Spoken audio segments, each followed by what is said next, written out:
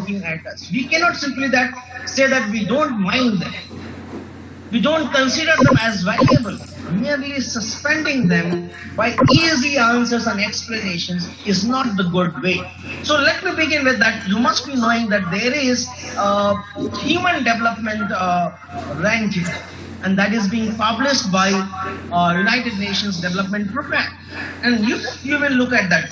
Imagine a situation. I have certain data that from 2013, 14, 2020. So where are we moving? Is there any consistent improvement in our maintenance of the basic minimum human development in our country? So there are 189 countries who are being used as a comparative yardstick.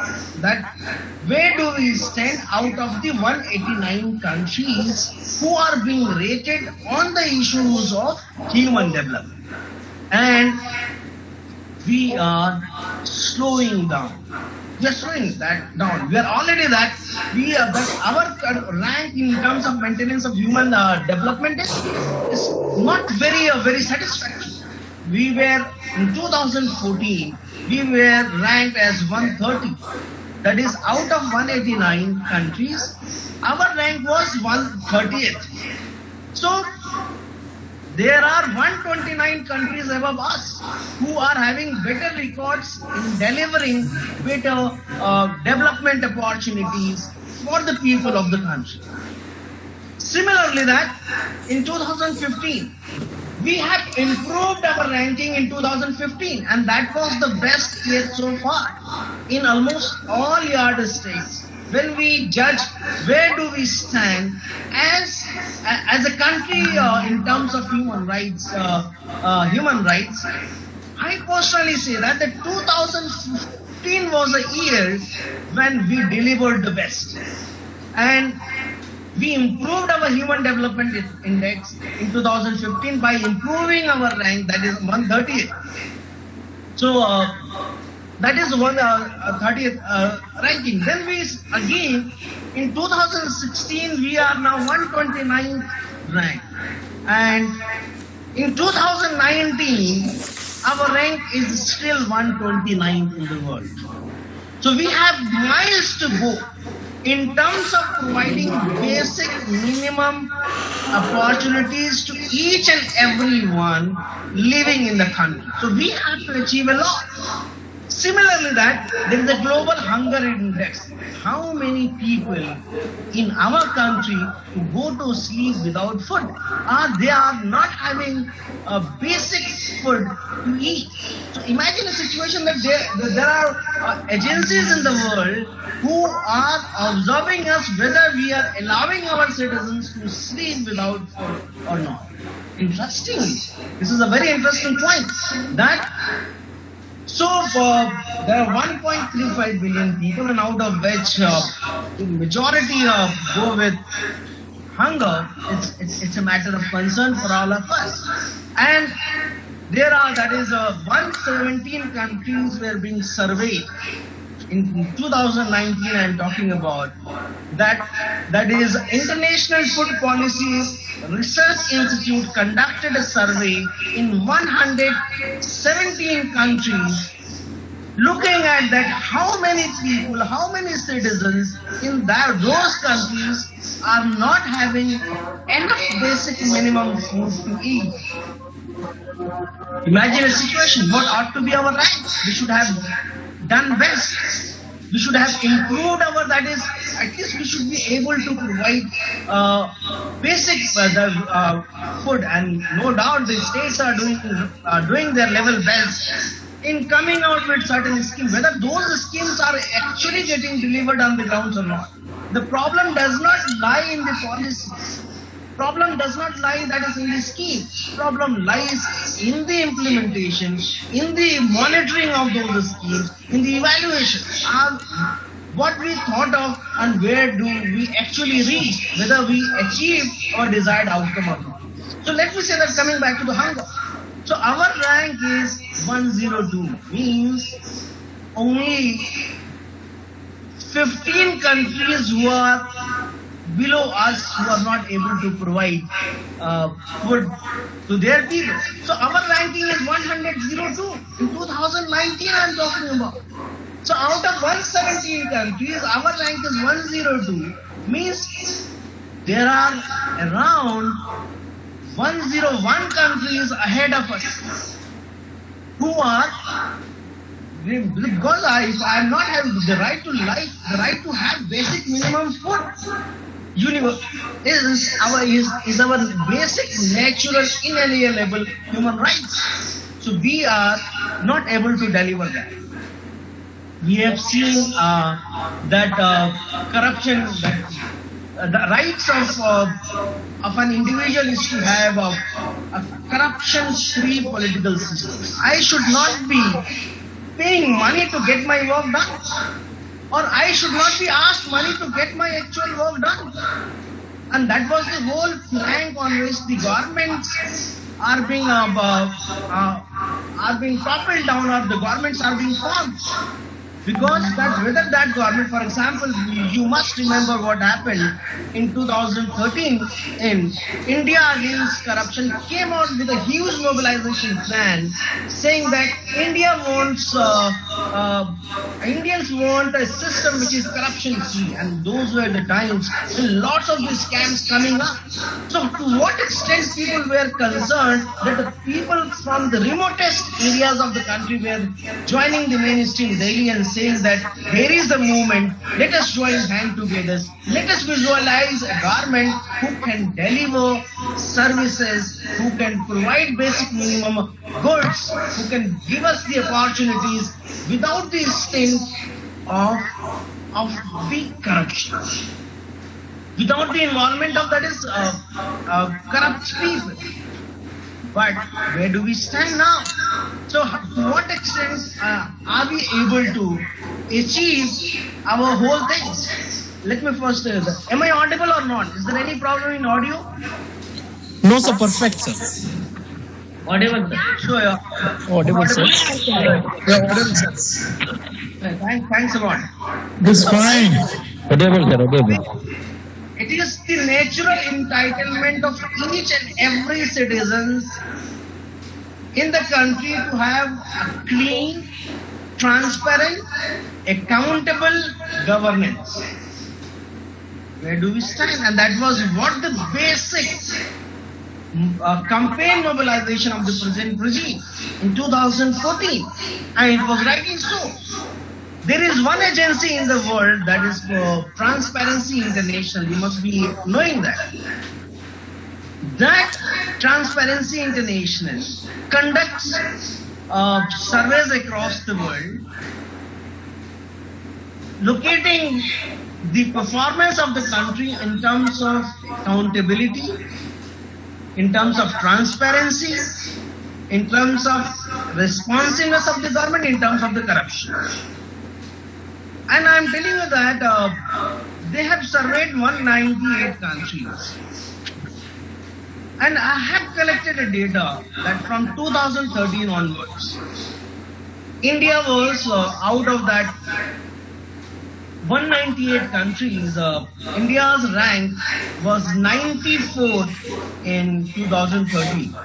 Means that there are 50 countries above us who were less corrupt, but we were rated across the world, we are the most corrupt countries. The perception of the people, India being corrupt, or Indians, or Indian babus, or civil servants, or the people, whether they are corrupt or not. Our rankings improved in 2014, and I felt very, very happy. We thought like that India is achieving what it has promised in 2014. So our rank was 85th in 2014 when the present regime came up in power. We have drastically improved our ranking in 2015, and we were ranked 76th across the world. Means we were becoming least corrupt. Let me tell you, my friend, 2015 is the only year of the present regime which was ranked by global agencies as the best year. On all yardsticks, be it Human Development Index, be it Hunger Index, and be it Transparency International judging corruption. So we improved our ranking was 76. So we were ranked 76. So improved our, that is corruption. But imagine a situation, where do we stand now? So from whatever we started, again we are reaching to that. In 2019, we are ranked again as 80th. 80th ranking. That we improved something in 85. Again that we reduced to 76 in 2015. Again the cycle is now on. We are again reaching to where we have started in the beginning. So our rank, that is as a global ranking in terms of corruption, is 80th ranking. Imagine. If I am being asked, believe me my friends, if I am being asked, what do you want from the state in India now? And my one answer would be that maintain fair law and order system. For a citizen, for a human, if you are not treated equal in the eyes of the law, if there are arbitrary discrimination, if there are the laws are not being respected, then I say that the state has failed completely. The first and foremost important task for a state is to maintain law and order. And even if the state will do all the things, it shed all its responsibility, but the state cannot shed its responsibility of maintaining rule of law. Maintaining rule of law. If there is no rule of law, we are not a democracy at all. So that is mean that I'm saying, whether we are a country who is having a huge respect for maintaining law, rule of law or not, we are also being ranked. So there is one agency called that WJP Rule of Law Index. They publishes ranking throughout.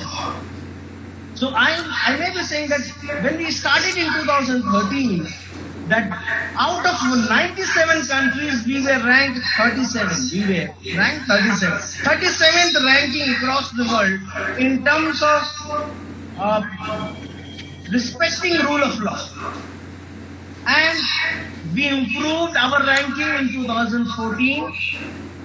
We were ranked at 66. That we improved our ranking, that out of 99 countries, we are able to maintain our fair law and order. Again, I am telling, in terms of rule of law index, we were being rated best only in 2015. And 2015, we improved our ranking to 59. Means we were the countries who minimally violated the rule of law. In 2015, again, in 2020, we are ranked 69. Again, back to the square one. That we are now a country of, out of 128 countries, WJP report rule of law index saying that we are failing in our duties in maintaining rule of law. Forget about that. There is a fundamental rights. What about our country being able to maintain or preserve, or protect, or promote the rights of the people living in the country? What is the whole situation? And again, I am telling you that 2015 was the best year, where that is we were ranked 61st rank in terms of violating out of 102 countries. We are again ranked 84th in terms of respecting the rights of the people. Similarly, that there is another ranking. Are we able to provide better law and order opportunities? Whether the police is working well, whether the different agencies involved are performing their duties without indulging into any discrimination. What is the level of law and order situation? Believe me, my friend, India is poorest across the world. And out of that, 128 countries who are being surveyed in 2014, we are ranked 114. Means there are only 14 countries below us who are poorer than us in maintaining law and order. So what is the whole situation? Is that globally how are we being looked by the different agencies? We cannot sincerely and easily say that those agencies are involving in politics or doing with an aim to discredit the image of India. Those are the agencies whose rankings we cannot simply pass away. No. We can take them seriously. We have to work accordingly to improve our image. If our image is lost globally in terms of these human rights violators, we are gone. We are not existing in vacuum. We are not existing on a Kailash Parvat. We are existing in the community of 200 nations. There are 200 other nations as well along with us. How are we doing at that? We have to take our governance vis-a-vis human rights are concerned very, very seriously. Similarly, there are traditional ways of looking at human rights. That how that, for example, lots of things are there at the moment that we have seen recent changes that it's a matter of dispute. One may have a different opinion about Article 370 in Kashmir. Absolutely, for me, there is no issue in that. I may hold my opinion, but I am concerned about the people living over there. Detention, crackdown, putting human rights activists into jail, denying that is internet connectivity. What happened that, imagine a situation if in our life, internet is being shut down. What is going to happen? We are becoming so dependent upon internet. When the things which bothers me personally or in any part of the India, that the same thing should bother me in any regions of the world. So there are people who champion that. There are communication links who are being dropped. Internet is shut down. The detention of the people, human rights, journalists, professors, ministers in the jail. We cannot take away the rights of the people merely on imaginary reasons. Similarly, that in Assam we have seen that nearly 2 million people were being pushed to the brink of statelessness. We have seen that I am having a different opinion on NRC and CA, but the way you treat those people while putting them in detention centers, you have to treat them humanely. You have a right, because the state has a right to declare an individual a citizen or not. It's a discretionary power, but you cannot treat people who you say that they are not citizens humanly. How are you treating? Whether you are providing basic minimum needs, whether they are having minimum clothing, minimum food, they are being treated fairly, where they are. So the idea is there are foreign prisoners, whether the procedure is right to apply for the future. That has to be concerned. So my concern is how are we able to do that? So we have to look at that. There must not be some arbitrary arrest, detentions, prosecutions as a means of silencing freedom of speech and expression. I have a right. The state has a discretionary power. So as the people are having certain rights, let there be a balance between the two. You cannot be completely arbitrary and saying that you are denied of the rights. So we must consider that you have no rights to treat people. Imagine a situation, women, that we are at this stage of time, we are not able to give them a proper rights. There were debates in human rights. Are women human? Are they treated humanly? Are they being given rights which they deserve as a human being? We have already seen that the 3 years child is being raped. We have seen huge mobilization in this country during Nirbhaya time, but the same mobilization is not happening for many cases which are more brutal, more lethal, more exploitative than what we are doing now. So similarly that we have to work on that. There are certain laws. If I look at that in India, there are certain laws which are good in intentions, but fairly becoming discriminatory by when we execute them, when we use them. So, for example, that UAPA Act, for the Unlawful Activities Prevention Act, UAPA Act, there is a Transgender Persons Protection of the Rights Act, the Right to Information Act.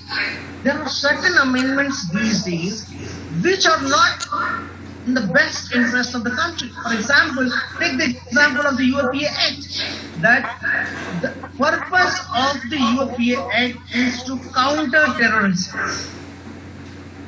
Alright, this is the best intention. We must have a law to deal with terrorism. The problem is that can anybody, for example, if I am a state, if I am a police, if I will arrest you without letting you know that what have you done in your life. If I say that you are a terrorist, how will you feel? Fine. If you are calling me as a terrorist, if somebody is calling you as a terrorist, if they are arresting you, they must give you enough reasons for it, enough evidence for it.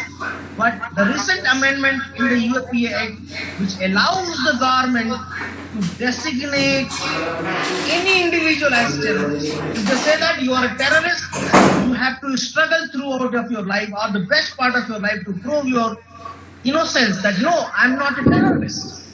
So the idea means that the recent amendment has given huge power to the state, saying that to brand any ordinary citizens or any ordinary activity as terrorist. So that is if you are a proactive member of any human rights organization, if you are a women rights activist, if you are a tribal rights activist, if you are a Dalit rights activist, if you are a transgender rights activist, if you are any activist, if you are a proactive thinking animal, there is a huge possibility that the state will try to repress your voice using these laws, because the state by very nature is not able to tolerate critical thinking. And we have seen that how dissent is getting criminalized every day. It should be a matter of concern for each one of us. We may not be the subject of those laws today, but there are enough provisions, there are enough sections, there are new changes in those laws. Any day, tomorrow or day after tomorrow, you will be caught. You may not be knowing that any police wala having a grudge against you may book you in those laws. You struggle hard, you the extremist, because the kind of anxiety, the kind of stress, the kind of depression your family will go through the years. You may be free one day, but the entire quality time is being consumed, for which the state is not accountable. So you have to. Similarly, that there are changes in RTI Act. For example, that the basic spirit of the RTI Act is being diluted. Means that the whole amendment has, in fact, reduced the independence of the Information Commission. For example, because if you are having an information, because if you remember that Michael Foucault, who wrote one book, Discipline and Punish, the person who wrote Archaeology of Knowledge, the person who changed the entire thing, and in political domain, he is the precursor of postmodernist thinking.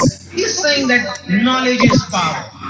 Knowledge is power, and those who command knowledge, those who command information, are actually the power holders. Imagine a situation: the RTI came up in India, which has allowed every citizen of the country to access the information. And now that the recent amendment is saying that you cannot be as independent, as strong as you will study in terms of seeking power, so that the information commissioners who are supposed to provide information, they have to act independent fairly. But if their tenures, if their appointments, if their salaries and their conditions of the service are being regulated hugely by the central government, means that they will give you those information or deny those information at the wills and whims of the government. So the another one, similarly that there are transgender acts, that the rights of the transgenders, intersex persons are also being not treated hugely. There are flaws in that. Similarly, we have already seen, I am not interested to discuss in detail, that recent Citizenship Amendment Act has huge potential. This act is having huge potential to discriminate, because India was not a country who will actually design its policies, its laws, keeping in view of religion as a criteria to discriminate.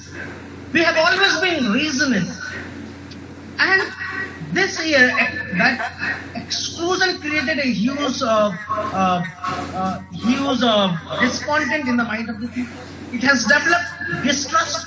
The purpose of the state is to take all its citizens together. Go on, because you cannot be antagonizing or developing distrust among certain people, because those distrust will not be helpful in promoting the national interest of the country. The national interest of the country lies in strengthening the trust and bond of the people towards the state. And we are failing in that. So we need to just look at those things. Similarly, that argue that the basic human rights is concerned it's all about freedom of speech and expression. If we are not able to speak our mind, speak our thought, opinion, if we are not able to communicate our dissent, if I am not able to say that I disagree with you, because there is a fear of punishment, there is a fear of lot many things. Imagine a situation when I was a student and Professor Nizami at Aligarh Muslim University was my teacher. He said once that what is the value of freedom of speech and expression? And he was trying to make a distinction between USA and Soviet Union.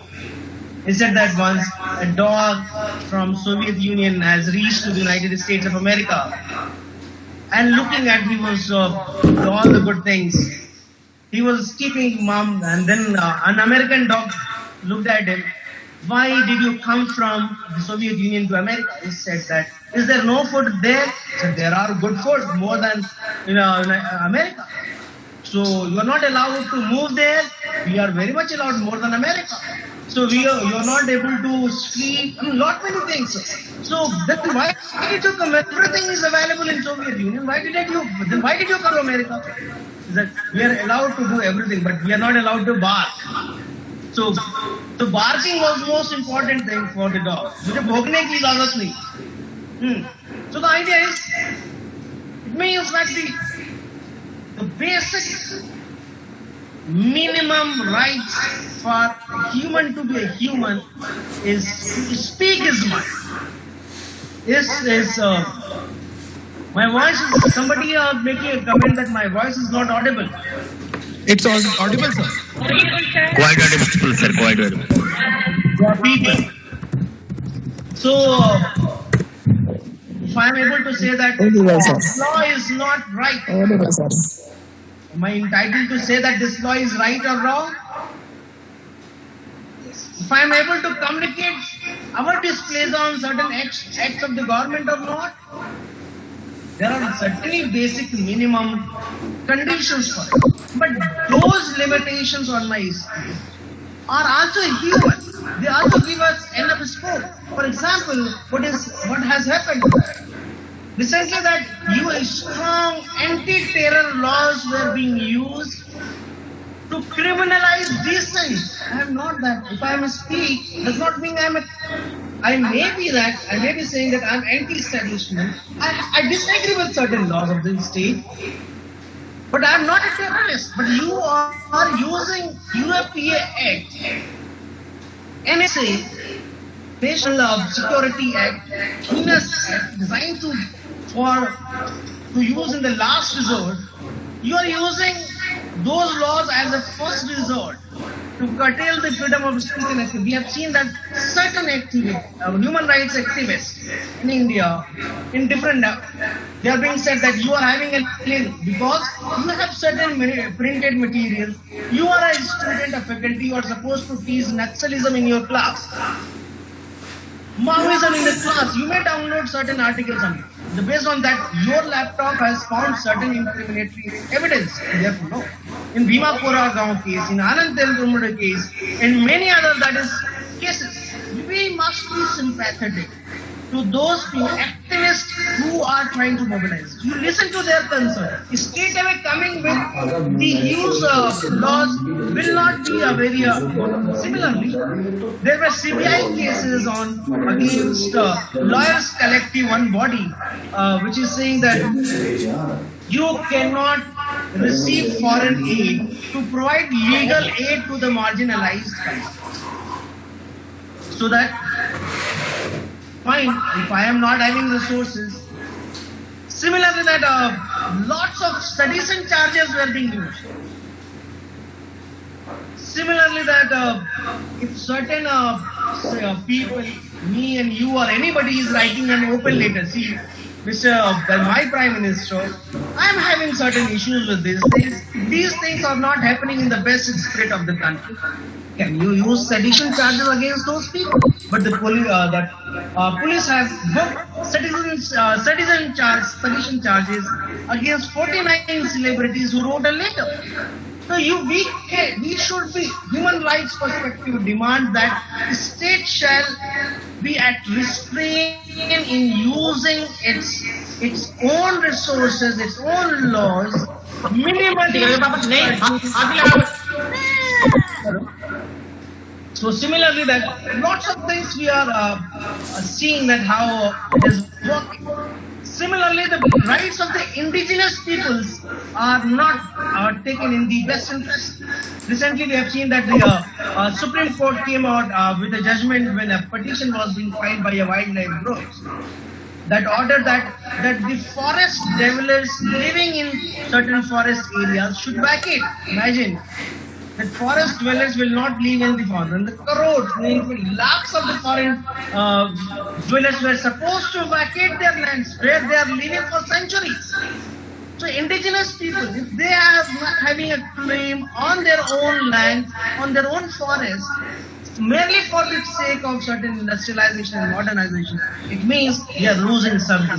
Thankfully, out of the intervention of the state, our government, that order was being stayed, and so that let the center said, let us arrange something, some alternatives for them, only then we can go ahead. So we must say that the state should be sensitive to the rights of the people. The state should be sensitive. Similarly, the women's rights conditions. There is a rise in the domestic violence cases. There is a rise in the sexual violence cases. There is a rise in the rape, physical security for the women. There is a workplace discriminations are becoming huge. That is huge. Similarly, we are still to work to overcome the patriarchal mindset that let the women, despite being a human should be treated as human by the male partners. So the patriarchal mindset is still there. The state has to guarantee the woman that their rights, their life is being best protected. Similarly, there are hate crimes is on the rise. Hate crimes are already there. So the Muslims or other religious minorities, ethnic groups, tribals and Dalits, they are subject to the huge hate crimes. There are vigilance crimes. There are lynchings. That if there is a lynching, it means that the state has failed. If the people are not, because the task is that to provide physical security to each and every citizen in the country is a guarantee provided by the state. I shall be free enables you to be able because to see everybody my right is inside to live a life without any physical extension, harm and and this is fear. it right here. So if you go to the We've already seen Chrome it. store, So this is the whole scenario in India. now I'll put the link down Whether below it is a freedom of speech and down expression, below the video. whether it is the facilities, imagine all other things. If you haven't added an I'm extension, not just go saying ahead that and click add to we are Chrome. not able to do better. Make We sure are to add improving, extension. but that It's improvement simple to is add. very, very So slow. now There is a that huge it's ready to go, negligence. it's We installed also up here. take care of that. There is a huge indifference from the state coming out to deal with the human rights and each and every individual and the citizens, because certain human rights are available to the individuals from across the country living in your state. So the rights available to your citizens, rights available to the foreign citizens living in your state are to be there. So both respected. Human rights are for both of them. Installed, and you can tell that it's installed because of this right here. And the most important thing what we have seen now is the COVID. Layout. You can pick Our different human lines, rights tile situation. look, but even if you do that, Our human you rights can see situation. four. But when we Our basic find health this, here's I'm going to turn this infrastructure. on. You're going to see Our certain basic, change that is, here, so we can see everybody at once on economic this one. So you get a few structure. more options with this too. So if I just So where hover do we over this stand one, in see, terms of only show participants with our video. human rights So if I go to one of in my terms of providing student basic examples and I entitlements turn to off the a people different screen, my is video, really before us. see It's that not this like earlier this that one's not in shown, fact but if I go thanks to the over COVID here, who has exposed that where we lack and where we have to work it's upon. updated now that it's not going to be there once it updates there. That, It's updated, so that we have one's already not seen there. that If I go back and turn it on, then it would that pop back how in again. our So it works migrants, very quickly if you don't want they to have see been just the other iconic workers, stuff. So if I internal use migrants were 9 being people in this cheated Google in the Image, lockdown were being the imposed. extension is We were not installed. having enough houses Installed because of this to right here. tell them Now that, we see, can switch our you are a citizen of the country, you are no more a citizen of the Bihar, you are a citizen of the ones country. we want the You tile are in Mumbai, stay there, we are going to provide you basic shelter. But when We are going to provide you minimum guaranteed income to you. We are going to provide you basic minimum food. We are going to take care. But we did it because we lack resources. We did not build our economy. We did not take care of our own resources over the years so that we can absorb the shocks created by pandemics. So imagine a situation, what is the whole point? That the kind of human rights and the basic dignity which every migrant had to go through that. We have seen that when on 24th March 2020, the government announced or ordered nationwide lockdown in India, and the country was shutting down at the midnight. What was the whole situation? Basic that we have seen that there was lack of food, basic amenities, there was a loss of employment, there was a fear of unknown kind, there was a lack of social support. And due to those lockdowns, more than hundreds of the people, hundreds of the deaths occurred, unnatural deaths. That could have been avoided. So hundreds of deaths were reported for what reasons? starvation. They were not having enough food. I died because I was not having food. Imagine an emotional appeal. I am dying without food. I am not, because nobody has given me food. Or I am not capable enough to get food, or the food is not available. So hundreds of the people died because of this starvation.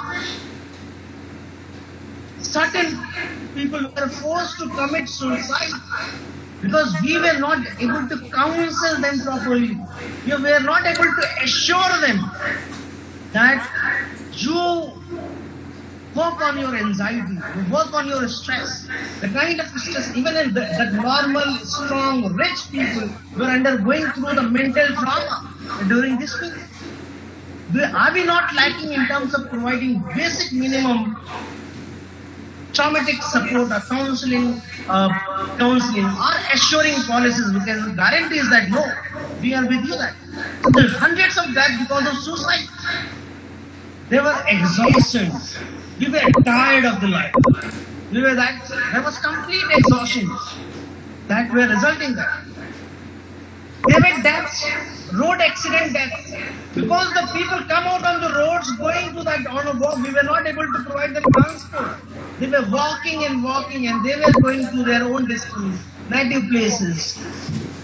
With the aim that if they will reach home, they will get some food, they will get emotional support, they will be able to survive even with the minimum support. But we were not having the transport. We exposed that the basic minimum availability. We have seen that police were being checked. There were media reports, there were TV, that is news channels were reporting across that. How are we dealing with those people? The students were being asked to vacate their hostels or the rented house who were stuck up in the different areas. The tenants or the landlords, relations was landlords saying that you immediately leave that house. The kind of situations we were entering. That whether our system, our economic system, our health support system, our political system is strong enough to deal with natural calamities. Today we are easily putting blame on God that see that certain things happened in India because of an act of God. Fine. No dispute. But saying completely shedding your responsibility is not fair enough. We have to own ourselves.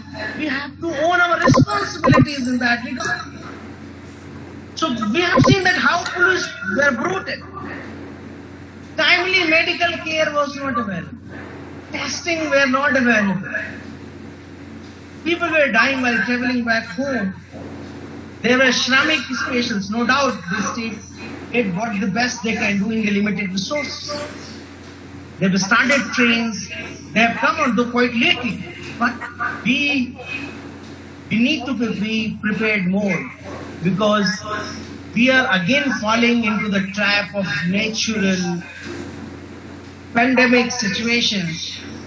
We cannot say that there may not be another pandemic in very soon time. Some pandemics are natural, some pandemics are created. So we are now in a state of warfare, either with nature or with neighbors or with oneself. We have to be prepared, because we have to work more and more on that. We have to say no to all our, that is, conflict building politics.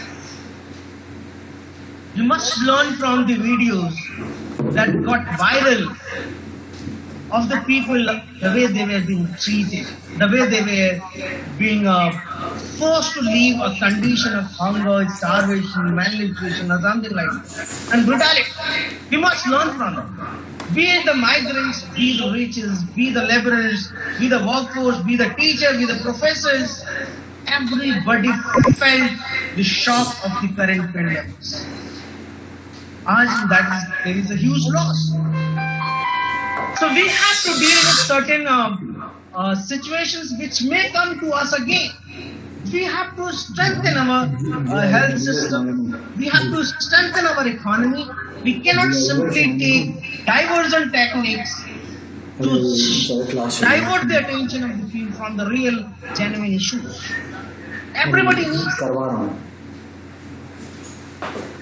These are the one things which I wanted to say. There are another aspects of human rights in India, and not only in India, but there are across the world, and that is going to be very, very alarming. And more than pandemic, it is going to affect us, and it is going to affect us for unknown time, for eternity, and that the state must take care of it.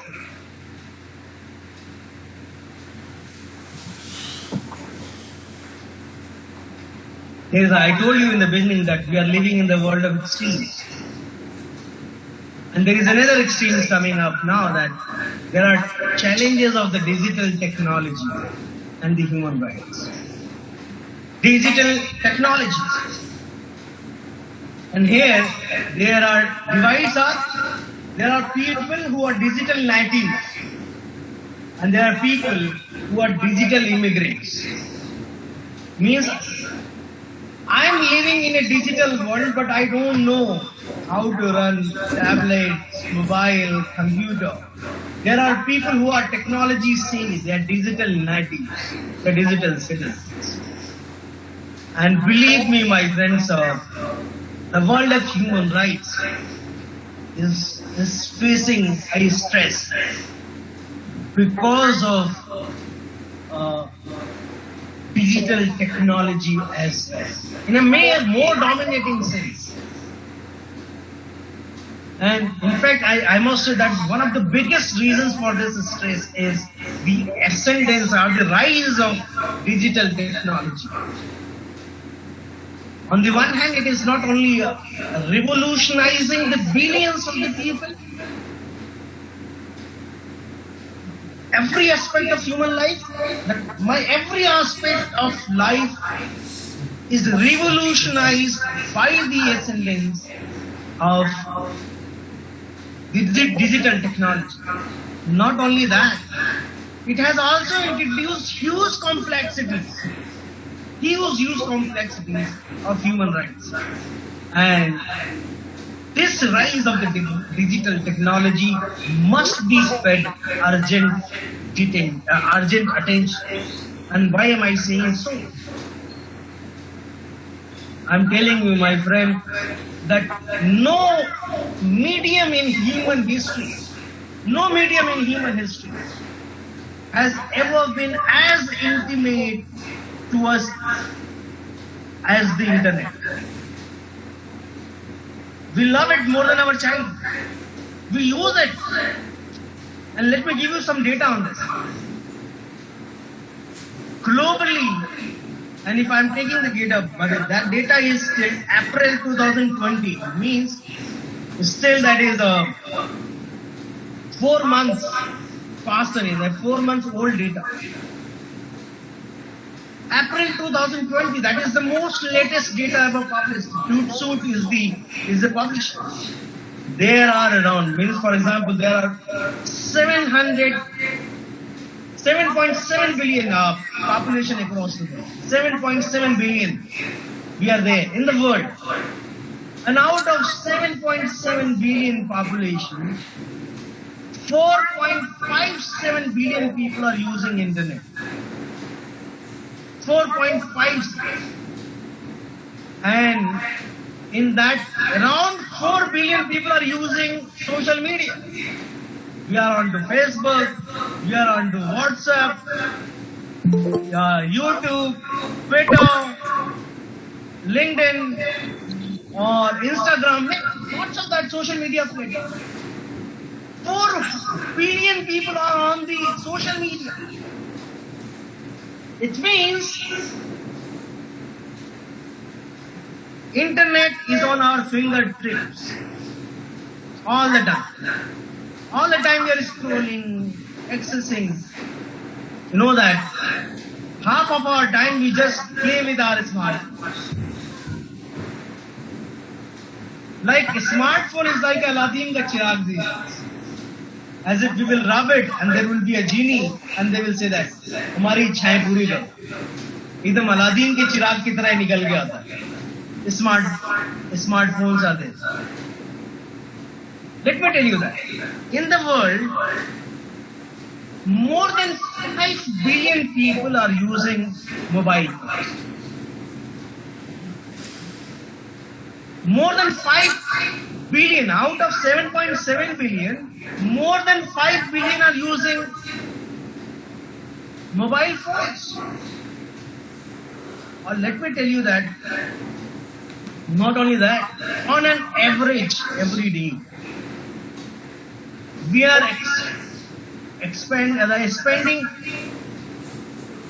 6.5 hours per day online. 6.5 in the world. I'm giving the data of the world, and I'll come back to India as well. 6.5 hours on an average across the world. Everyone is giving 6.5 spending time on internet. It means if we sleep 8 hours per day, or for example 6 hours, calculate. Imaginary calculation is we are spending 100 days in a year on internet. Out of 360 days, 100 days we are on internet continuously. अगर दूसरे लफ्जों में कहें कि means that we are spending 40% of our working time using internet, and 1/3 of our time is spent on social media. And if you're on social media, somebody is controlling you. And I told you in the beginning, whatever is you are doing, somebody is observing you. Means somebody is knowing what you are doing 24/7 on social media. Somebody is controlling your data. Somebody is controlling your behavior. So idea is, let's take the example of the country of India. That out of 1.37 billion population of our country, 1 billion people are using mobiles. There are non-smartphones as well. 71 crore people of the country are using smartphones. It means that there are still 31 crore, 22% of the total population of India are not having mobile connection. Out of total. It means there is a huge divide. 22% people of the country is not having mobile phone. Means they are happy people. On happiness index, their ranking would be very, very high. 22% population. And imagine a situation, gender gap is 50% of the women in India are not aware of the existence of mobile internet.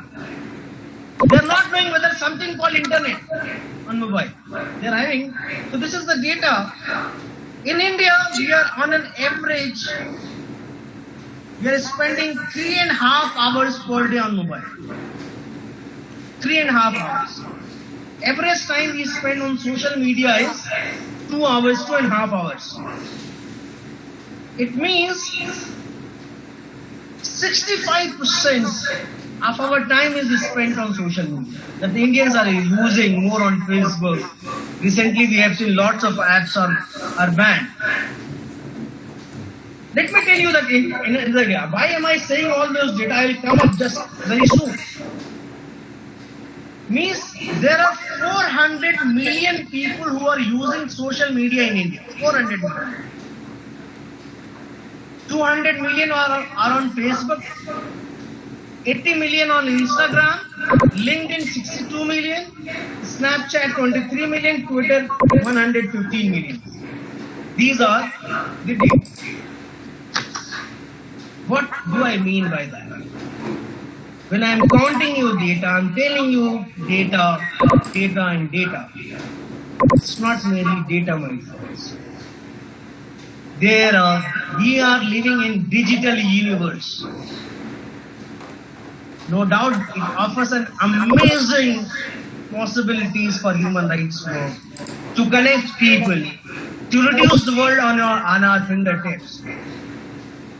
It has given us enough opportunities to better monitor, investigate, analyze the human rights as well.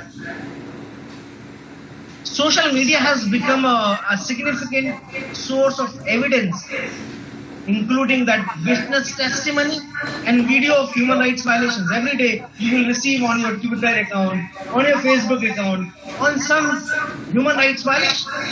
Not only it has sensitized you, but we have to also look at that is in contemporary times, internet connectivity has become an important or essential human rights issue because it gives us right to freedom of association. We want to associate with the people of the world. We want to participate fully as equal member in social, cultural, political life across the world. We want to make use of social media for our developments. Since internet has become a very essential commodity in our daily life, many people are not able to imagine their life without social media, without internet. Then it has created an obligation on the state. When lots of people are using the internet as internet, it has become an essential commodity. Then the state is under obligation to protect a free and open internet derived from fundamental and universally accepted human rights. You cannot shut down internet without giving enough reasons. Because these days, freedom of expression and right to privacy is another that is rights coming up as an essential right for every citizen living in the country. For example, when I'm saying that in the digital universe, there are new ways where human rights have grown, and if those ways are being curtailed, we actually feel that human rights are being violated. For example, that shutdowns and the way it has happened in our lives, the way it has happened in Kashmir, in Assam, in northeastern areas, where the internets were being shut down because the connectivity from 2G to 3G to 4G, again 4G to 3G, in reverse direction.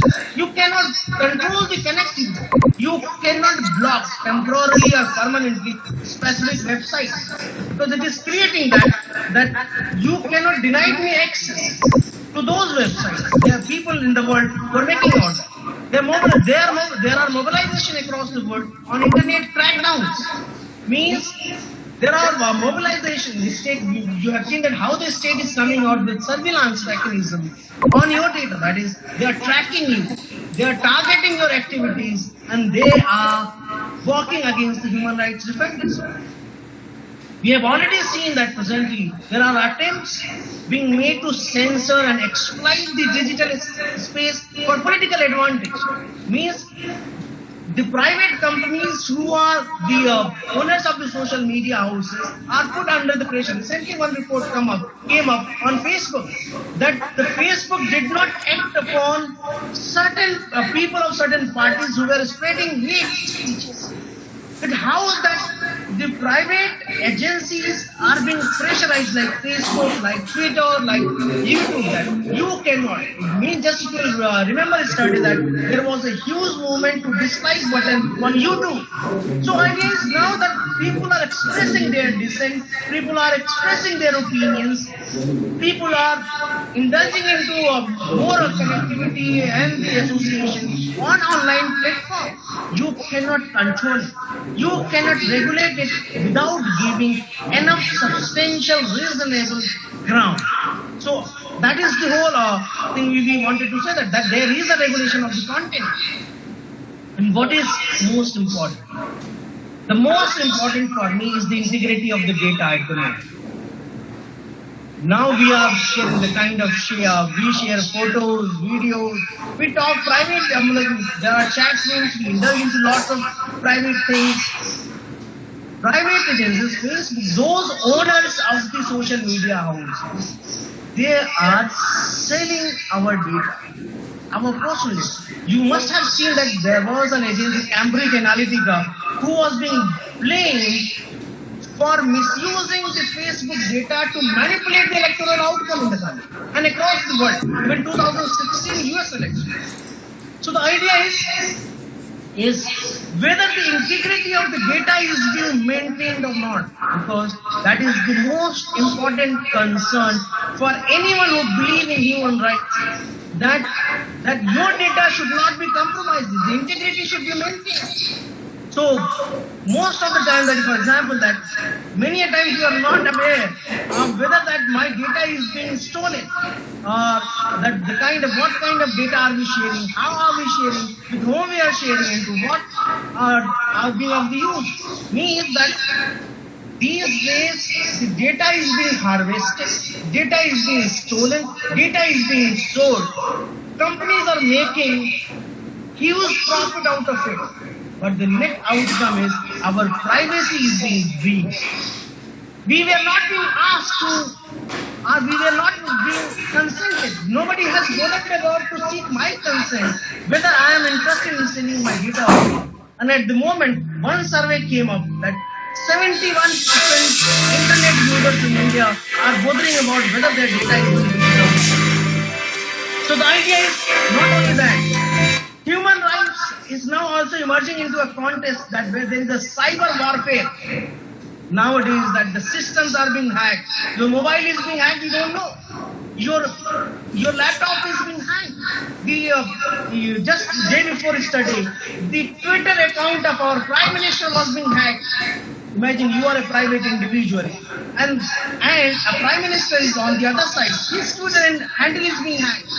So every day now that the nuclear plant, there are cyber hackers who are into that. Sometimes it is the state who is hacking, sometimes it's using the hackers, sometimes the non-state actors are involved, but they are capable to attack our computer systems. Computer systems of our hospitals, of our universities, of our dams, of our nuclear plants, of our aircraft control systems. Means that the same digital technology is creating new challenge for human rights seekers to work more and more diligently to come out with that solution. Means there are issues which pose real ethical, moral and legal challenges. For me, those challenges are not ethical. Those challenges are for me and for you and for everyone and for the future generation. Progress cannot mean that the fundamental freedom and rights which are inalienable for every human being are eroded at such easy pace. So that is freedom of expression, opinion, information, our equal rights before the law, the right to privacy and the right to life and liberty and security must be maintained. It is the concern of every individual, you, me and every generation. So that it means, let me tell you my friend, my concluding part is that India's strength lies in its diversity of backgrounds, beliefs, perspectives. But those diversity of backgrounds, beliefs and perspectives are being used to polarize us, to divide us on sectarian lines, on regional lines, on religious lines. My whole point is appeal that to ponder on this question. Why are we allowing different perspectives to replace the values that make us human? Any perspective is bigger than we as humans. So any perspective, any ideology which takes away my basic minimum identity as human is to be questioned.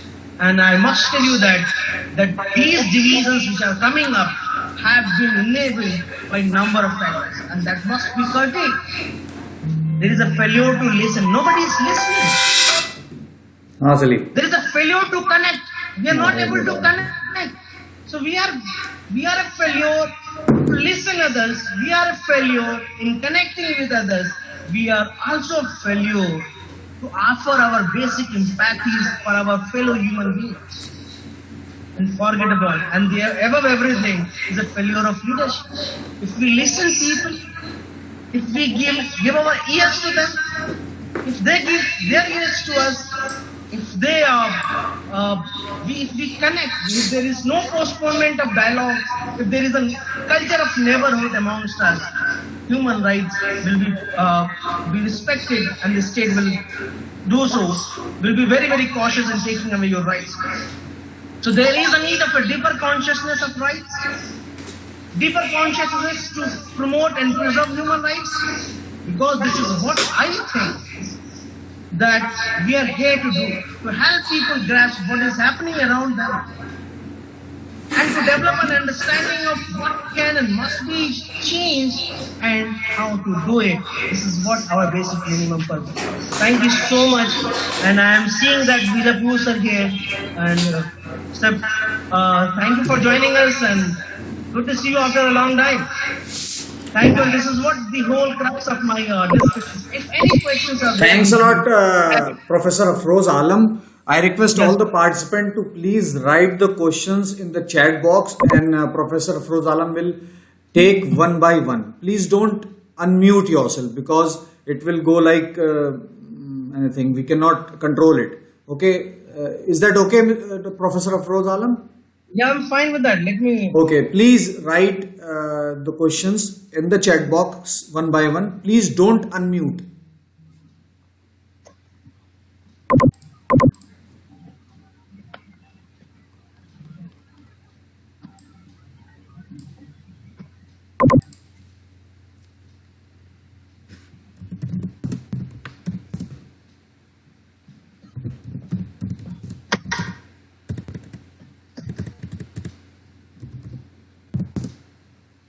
So I will be considering my talk as the poorest one if there are no questions.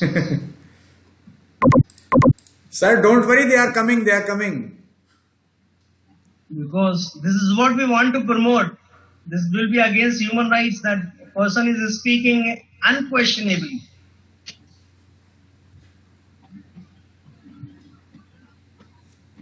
Sir, from Muhammad Aslam, we have got first question.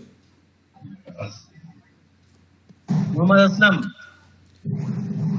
Assalamualaikum, Aslam. Dr. Afroz Alam.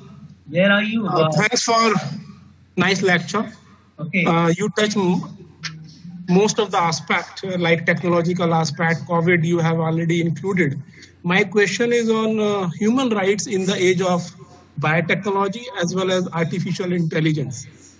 What will happen to our human rights, specifically in the age of biotechnology, where we are going to create a life, where we are creating viruses, bacteria, not only bacteria or viruses. Nowadays, we are also creating human beings in the name of cloning.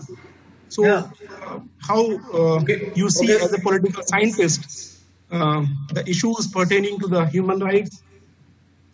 Yeah, I got your questions, Dr. Aslam. This is very interesting point. This is what I am saying that.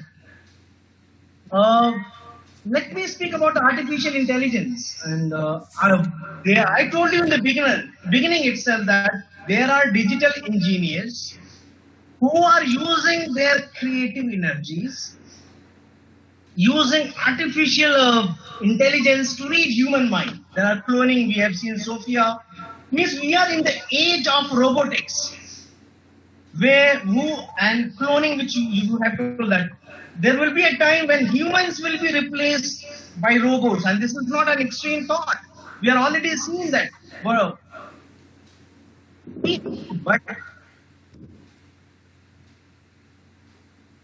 if the Professor. we as human arise that a robot cannot program. So the programming is very, very important. That what a robot will do and what a robot will not do, what kind means there is a huge opportunity coming up for the people who are there in the field of data analytics. So data mining, data analytics, because that is what the whole point is, that if somebody is able to read your mind using the technology, hacking your data or something, means there are humans at the same time who have to constantly work to maintain the integrity of the data, to fit the programmings of those technology. Means we simply say that human rights, of course, that it is going to put up a huge challenge on human beings when humans are going to be replaced. So the very existence of the human is at stake. So when there is a situation, we have to improve more and more on creating resources or creating individuals who are more updated so far as the data technology is there, who are more updated in terms of, because robots have to learn morality, robots have to learn ethics, because you cannot allow a robot to work as a machine deprived of all human emotions. Human beings are superior because they're capable to distinguish between both the things, and therefore they have to work more and more. So in the age of machines, there will be huge possibility of human rights violations. And there the responsibility of the humans is to train the robots, is to train the technology so that it should not violate the ethics, it should not violate the morality, and it should be programmed for the rightful purposes. But it did not happen. The technologies are both as showed it can be. Similarly, that biotechnology, for example, what happened that in recently COVID, there were blames that on China that the virus is being produced in the laboratory and therefore it is being used to slow down the economies of the people or to establish the superiority of a nation, which I cannot name. Idea is biotechnologies are also produced, through biotechnologies, we can produce certain good biomedical resources to improve the healthcare systems, to provide the basic minimum that is support. We can address the new challenges, but the issue is, can there be a law who can regulate the uses of these technologies to serve the best interest of the humanity? The responsibility is more and more on a state. To create more laws, because we don't have laws to regulate this, because we don't have a proper understanding what ought to be the future outcome of these technologies. So we have to presuppose the future outcomes, work on with experts to develop certain new legal frameworks so that the model ethics, model moralities, model basic human rights are not being violated in future. This is what I mean to say, and what my limited understanding on the biotechnology and artificial intelligence talks about. Okay, Professor Afroz Alam. Yeah. Another question is from Professor Shamim Akhtar. Sorry, Dr. Shamim Akhtar. NRC or NPR? Sir, it's not clear. You have written in English. It's saying that non-resident citizens. मैं शमीम बोल रहा हूँ मैं. Yeah. जी शमीम साहब आप पूछ लिए. शमीम अख्तर साहब, there is a question, NRC और NPR. मैं ये कहना चाह रहा हूँ कि इस वक्त जो जी. Somebody is speaking. Hello. Dr. Shamim is speaking. Yeah, please. It's not audible. NCR. Ji. There is a network. हाँ, मैं ये कहना चाह रहा हूँ कि इस वक्त सिचुएशन बनी हुई है, तो आज ये ग्रुप है, तो प्रॉब्लम तो हर एक hello. Yes. You are audible, Shamim sir. Hello. No, you are audible. You can speak. Hello. Sir, you can take next question, Shamim sir. Hello. Yeah, please. Please. Hello. छोड़ दीजिए question बाद में हम पूछ लेंगे, छोड़ दीजिए। Okay. All right. So it's from Deepak Moody. Yeah. Deepak sir. हाँ yes जी, sir. मैं ये कहना चाह रहा था सर कि इस वक्त जो है सूरत हाल जो बनी हुई है मुल्क में NCR। Deepak sir, you can speak. Shamim sir, please you mute now. हाँ जी, Deepak sir, you can NCR speak. का जो मामला चल रहा है वो Shamim sir, we are not छोड़ getting दीजिए। There is a network glitch from your side. Please be on mute now. And now Deepak sir will speak. हाँ Ask सर, the नमस्ते question. Sir. Hello sir. Yes. Sir मैंने question लिखा है CNT act, SPT act against indigenous people, क्या ये violation नहीं है human rights का? यही थोड़ा I clear. highlighted this point. This I take away that. My whole take is it is certainly a violation of indigenous people, against the rights of the indigenous people, and you cannot take away the rights of the indigenous people to enjoy their rights of living in forest dwelling places where they are living for centuries. So you cannot arbitrarily displace them. So we must be saying that there are nearly 2 million people's 2 million people's lives are being affected. So if by certain laws the lives of the millions are being affected, you cannot simply ignore them. You have to take their concerns into account, listen to them, reach out. It is the responsibility of the state. A state cannot act an egoistic state. State is always benevolent. State is benevolent to look at the cases of our concerns of the people. So the state has to adopt citizenship framework. If anybody is raising the concerns, right or wrong, the state cannot completely say that, see, we have certain more pressing problems, we cannot reach to you, we cannot listen to you. No. This is a state of egoistic state. You are not competing with your citizens. You have to take the rights of the people seriously, reach out to them because you are for them. They are not for you.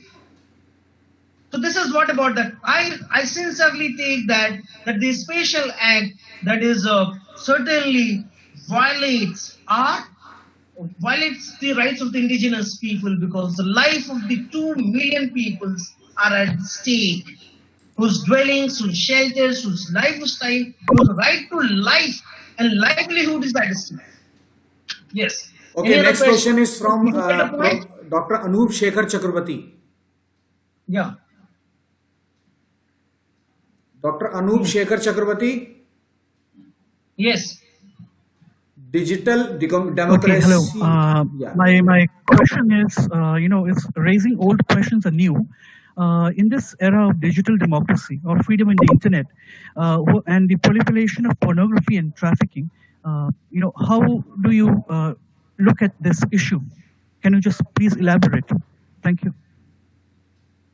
Anup Shekharji, because no doubt, because I told you that the digital environment and its technology is not only improving the democratic space, it's not only allowing more spaces to express your opinion, which otherwise not allowed. It's not only technology which has reduced the world at your fingerprints, but it has its own side effects. It is putting you in a state of nature as well, where you can work on your dark instincts, and pornography is one of them. It's a huge profit-making industry. In fact, it is registered in the stock exchange of Australia. It is so legal there. It is so legal in many countries in the world. For many developing countries who are yet to track those roads, it creates an ethical crisis. But there is, because there are times where we are not able to understand whether it is our rights or not. Rights of across the world, there are rights situation is, should I be allowed to watch pornographic site at my home without disturbing others? Does it violate the freedom of others or rights of the others? Does it violate the decency? If I'm doing something at the very closest space at my home. Similarly, there are challenges coming up that are we like using those sites, we are trying to create more chaos. There are ethical guardians, moral policing across the world who are championing that. You cannot enjoy your sadistic pleasure while looking at the body of somebody. Whether the body of somebody is a commodity enough to draw you pleasure. You on. So idea is here the question involves a moral balancing. And that moral balancing is is to be judged so far as the scale of the conscience of an individual. If and you have to work on. The state has to come out with certain regulations which may be of a sort that it should not be misused. It should not spread certain things to others. It cannot be seen in public. It cannot be seen. The consent is needed. Regulations are needed to a minimum extent, which I personally say. But at the same time, it is linked with traffic. Using this social media sites, new technologies, new pornographic environment, there are hackings of your personal data. There are hackings to your existence. You are being lured by others. You are being trafficked. There is a huge trafficking taking place across the world because to go out with the pornographic, you have to traffic more and more to use them. This has to be looked at technically, legally by the state, so that we cannot be able to misuse the opportunities or rights or the resources which are available to us. There is a need of minimum moral balancing, if not the maximum, so that neither one's right is being violated, nor somebody's rights are being taken away completely. So for me, that there is a need of certain fine moral balancing with a legal intervention from the state, so that for the cause of pornographic industry, the women or the children are not being trafficked to be used for that purpose. So this is all about Chakravarti Saab. This is what I wanted to say. Sir, today is Friday. Sir, today is Friday. Just because of this, we are going to take only 2 questions more. The next question is from Dr. Burman. Yeah. Is Dr. Burman there? Yes. Yes sir. I am in. Sir मेरा question है कि the digitalization is a new threat to poor students. एक दोनों तरफ का students में एक platform में. Burman ji, I got your point, but in my opinion, there must be a democratization of a digital world. Let there not be more digital gaps. Because more and more informations are available, and tomorrow will be judged by your digital literacy. So it must be that there must be some extra effort to be made by the state to spread that digital literacy, to allocate the digital resources, so that the digital gap should be overcome. Of course, as for anything, the poor are at the disadvantageous end. I cannot deny. But here, when somebody is deliberately at disadvantage, intervention of the state is needed here. Thank you. So, I hope you got the point. Yes, sir. Yes. One question is, there are lots of problems regarding the human rights in India. I want to 2 lines suggestion from your side.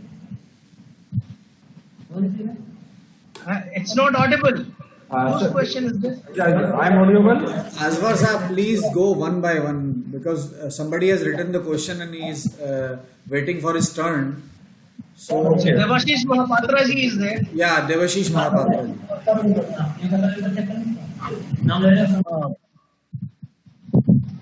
Yes, Devashish in my Mahapatra ji. opinion, let me take this question in Okay, the context. The perception about CA and RC. My perception about CA and RC was that it was not needed. The Citizenship Amendment Act or NRC is not needed. If it was needed, it should have been done with a more secular language, with more all-inclusive language, so that it should not have invited the discontent of the community. So the problem is the CAA is not perfectly in the spirit of our constitution, and therefore it must be reworked. You got my point? Yeah. It must be reworked so that it should conform to the basic ideals and the spirit of our constitution.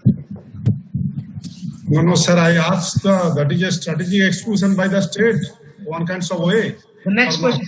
The first question was, what is your perception about CA and RC? Okay, I understand. But second That is question is strategic exclusion by this. See that whatever the state does is strategic.